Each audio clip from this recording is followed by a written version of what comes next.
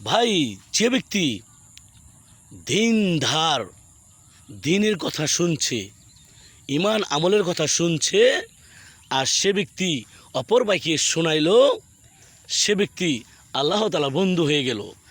আর যে ব্যক্তি দিনের কথা শুনছে এবং তার মুখস্থ আছে, সে অপরকে বলে নাই, সে ব্যক্তি শয়তানের বন্ধু হয়ে গেল।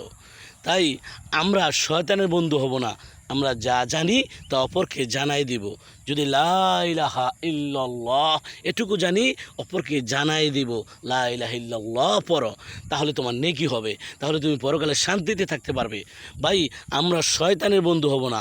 আমরা যতটুকু নামাজ জানি অপরকে জানাবো, আমরা যতটুকু রোজা জানি আমরা জানাবো, আমরা যতটুকু হজ জাকাত জানি, আমরা আল্লাহর হুকুম নবীজির সুন্নত জানি, তা অপরকে জানাবো। না জানাইলে কিন্তু আমরা শয়তানের বন্ধু হয়ে যাব। ভালো ভিডিওগুলো শেয়ার করব, খারাপ ভিডিওগুলো শেয়ার করব না। ভাই, খারাপ দুনিয়ার মধ্যে ছড়ে গেলে আমরা কেবল জাহান্নামী হয়ে যাব, ভালো দুনিয়ার মধ্যে ছড়ে গেলে আমরা সবাই জান্নাতি হয়ে যাব। আমিন।